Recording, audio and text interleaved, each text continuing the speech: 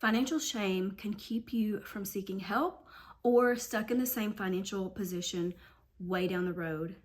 Maybe you're too ashamed to admit where your money is going or where your money has gone, but it's not your fault.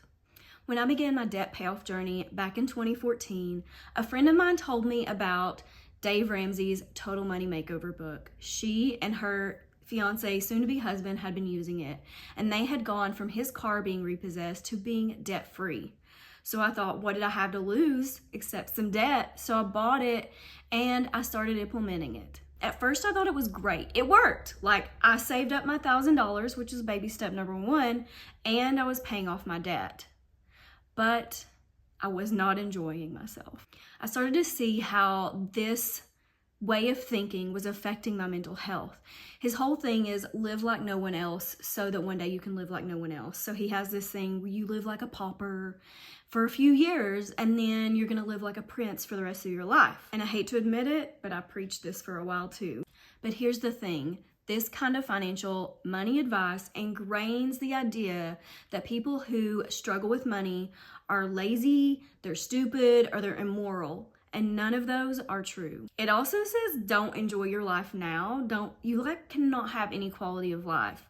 You can enjoy it later when you earned it, when you've gone through all this, when you've suffered and struggled. And I don't believe that you have to do that in order to get to a better financial situation. And I'm not saying go out and spend because of money and just blah, blah, blah everywhere, because that doesn't work either. There is a happy middle kind of ground. I started to see how this kind of thinking was not only affecting me, but the women I was working with. I was helping them on their financial journeys, and if they had a so-called bad week, they would show up and tell me how they suck and how they're bad with money. And I never let them say that. I'm like, no, we're not going to do that. This was an action. This is not who you are. And we're going to move forward from this, right? Everything we can move forward from, give ourselves a little bit of grace and a little bit of flexibility. So we started to build in changing these budgets and these financial plans for people depending on their lifestyles. What do they value most in life? How can we put more money towards that and take away from the things that they don't really care about and they're just kind of doing because everybody else is doing? And once they could have that flexibility for themselves, they were able to show up in a way that felt good for them. They started to have fun with it. They started to enjoy talking about their money or managing their money, and because of the life that it was giving them. So make sure that all of my clients know that they don't have to be ashamed or embarrassed about anything that has to do with their money.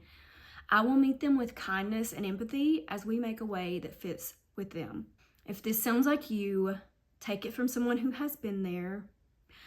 When I start to feel financial shame for past decisions just kind of coming up in me, I go back and look at past me, past Nikki, who was struggling. And she made a decision, she made a purchase, she put something on debt because she thought that was the thing to do right then. She thought that was a good financial decision. She didn't have a choice. She didn't have any other money. So when you go back and hug you, who was in this place, who felt like this is the right thing to do, we're giving yourself a little bit of grace. It's almost like inner child healing, but it's not even going back to your childhood. It's just like a couple years ago. And doing that can help you start to change and see how much have I grown from that time there where I made this decision I don't really love and kind of put me back a little bit financially to where I am now. And you're going to start giving yourself a little bit of congratulations, kudos, you're doing this, right? Have you felt financial shame from yourself or from someone else? If you feel comfortable, tell us your story below in the comments and subscribe for more videos on financial empowerment.